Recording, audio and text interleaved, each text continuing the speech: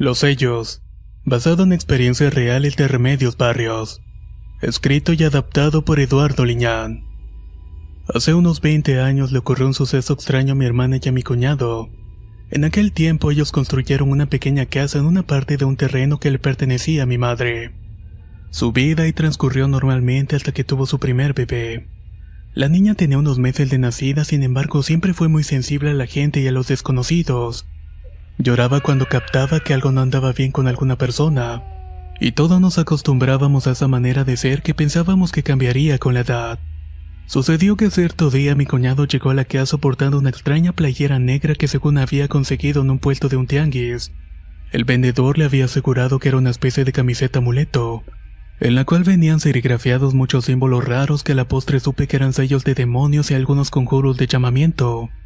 Para disimular esos hechos, sobre ellos habían impreso imágenes desagradables de sodomía, así como de demonios y cosas horribles que al verla te inquietaban de sobremanera.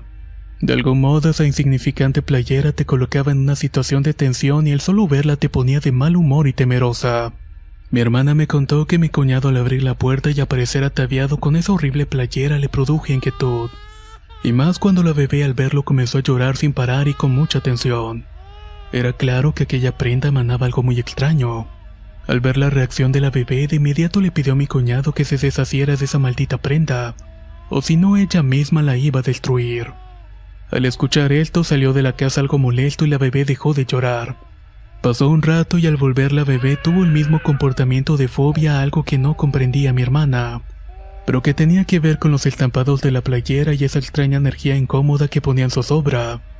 Mi cuñado, entendiendo que algo no estaba bien con esa prenda, decidió quitársela y tirarla. Pero antes de que pudiera hacerlo, decidió mejor dársela a mi hermano, que al verla le causó impacto y se la pidió. Sin más problemas se la regaló y con el paso de los días le comenzaron a ocurrir cosas raras a mi hermano. Él me contó que de algún modo aquella prenda le producía cierto magnetismo con las personas, en especial mujeres que lo veían de manera ansiosa y captaba su atención, haciendo crecer su ego y su confianza. Lo más extraño es que estas conductas solamente pasaban cuando vestía esa playera. Pero también ocurrieron cosas extrañas cuando la tuvo con él. Siempre sentía una sensación de ser perseguido y observado. Un desasosiego lo ponía nervioso y aunque la confianza la tenía, también comenzó a sentir pánico. Pánico y ansiedad a algo que no podía ver, pero que sí lograba percibir de alguna manera negativa.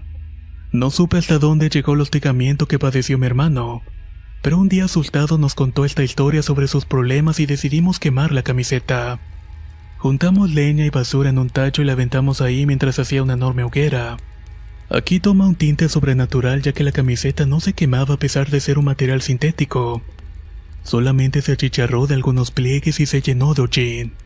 Aquello nos produjo tal sorpresa que no pudimos explicar la razón de que por qué simplemente no se quemaba.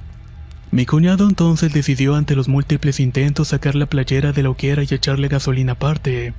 Al hacerlo le arrojó un gran cerillo y salió una gran llamarada y el fuego envolvió la prenda. Un olor a plástico y otras cosas raras comenzaron a percibirse y dejamos que aquello se quemara. Al día siguiente de ir a revisar los restos nos dimos cuenta de que no había ninguno. Solamente encontramos la tierra tiznada y un fuerte olor a gasolina. No quisimos pensar que la playera pudiera haber resistido al fuego y que alguien se la hubiera llevado.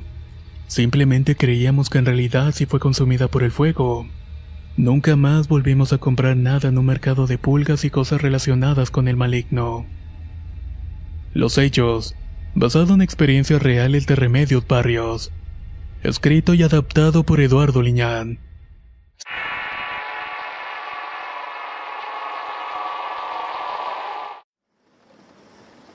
Maldición, basado en un relato real de Verónica Macías, escrito y adaptado por Eduardo Liñán.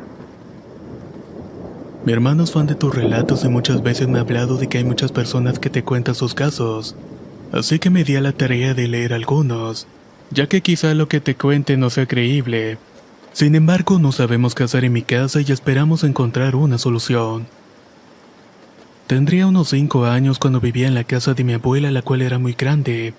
Además de la gran construcción, el patio contaba con muchos árboles frutales y frondosos que daban sombra por las tardes, y nos proporcionaban un ambiente fresco y tranquilo en el cual pasábamos momentos muy felices.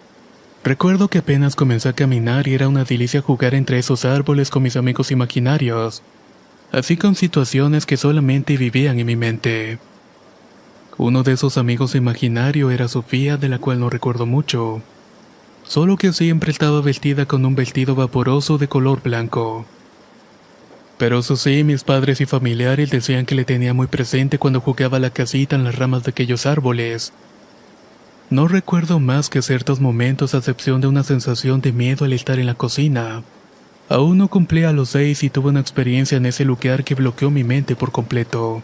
Pero me decían que me daba un pavor enorme entrar siquiera por un vaso de agua a aquel sitio de la casa. Aunado a ello, mi tío en esa época tuvo un sueño muy particular que hasta después de mucho tiempo lo relacioné. Él comentaba que en sus sueños pudo verse rodeado de aquellos árboles del patio y que en cierto momento se le apareció una niña.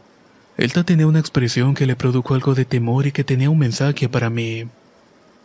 Siempre voy a estar con ella y jamás la voy a dejar sola. Luego de ese extraño sueño, mi tío nos contó a mis padres sobre ello. Sin embargo, no le hicieron mucho caso. Semanas después, él fallece en un trágico accidente. Su muerte fue devastadora para toda la familia porque fue muy repentina y nadie lo esperaba. El funeral fue bastante emotivo y triste y mucha gente fue a despedirlo. Yo, aunque no comprendía muchas cosas, no me sentía tan sola, pues cierto confort me hacía sentir mejor a pesar del dolor que estaba padeciendo la familia. Luego de enterrar a mi tío pasaron unos días y comencé a sentirme muy mal. Por alguna extraña razón empecé a enfermar y mi salud se fue deteriorando gradualmente con dolores y fiebres las cuales no tenían una causa aparente. No podía ni siquiera dormir bien por esa sensación de malestar y cierta noche que la fiebre me despertó sentí mucha sed y me levanté a tomar agua. Pero ocurrió algo extraño y es que aún estaba consciente pero no me podía mover. Mis brazos y mis piernas estaban paralizados. Quise desesperadamente gritarle a mis padres para que me ayudaran, pero tampoco podía hacerlo. En mi desesperación tan solamente lloraba a mi interior y recordaba rezar la única oración que sabía y recordaba. Tan solo cerraba mis ojos y de manera casi inmediata me quedé dormida. Muchas veces le conté a mis padres lo ocurrido, pero no me creían. Ellos solo lo atribuían a mi estado de salud.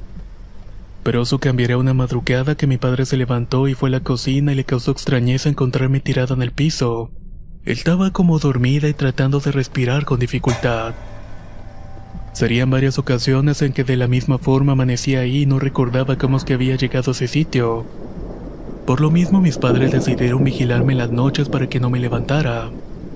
Gradualmente empecé a recuperar la salud y con ello ciertas cosas en mi interior cambiaron. Eran ideas y temores que solamente podía sentir yo. Ahí comenzó mi odisea con la llamada subida del muerto. La parálisis de mi cuerpo era tal que terminaba enfermándome con el estrés causado por esta condición extraña, y que casualmente solo me ocurría a mí en la familia. En la actualidad tengo 19 años y nos hemos mudado 4 ocasiones, ya que para nuestra mala suerte algo persigue a la familia y en especial a mí. Una presencia o varias se pueden sentir en el lugar donde vivimos, y cada que se ponen las cosas feas terminamos saliendo despavoridos. Y lo que es peor, siento que he podido ver esa presencia que me ha acosado desde niña y siempre está en la casa de mi abuela, justo en el lugar donde jugaba cuando era una pequeña.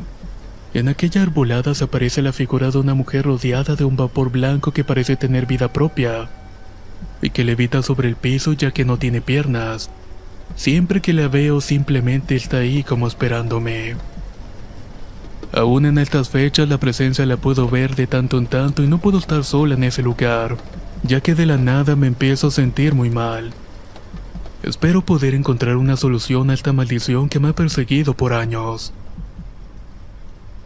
Maldición, basado en un relato real de Verónica Macías, escrito y adaptado por Eduardo Liñán.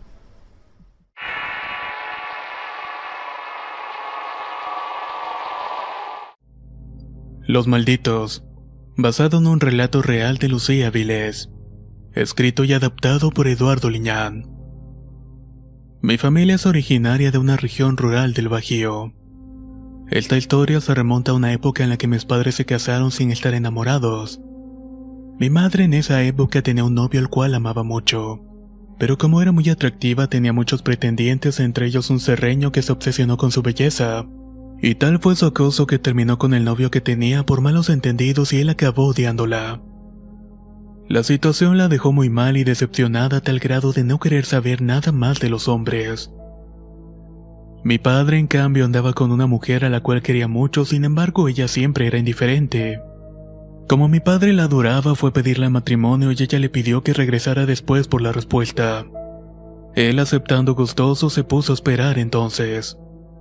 Pero resulta que ese mismo día se enteró de que su amada novia era una mujer promiscua, la cual le había pintado los cuernos con varios hombres en el pueblo.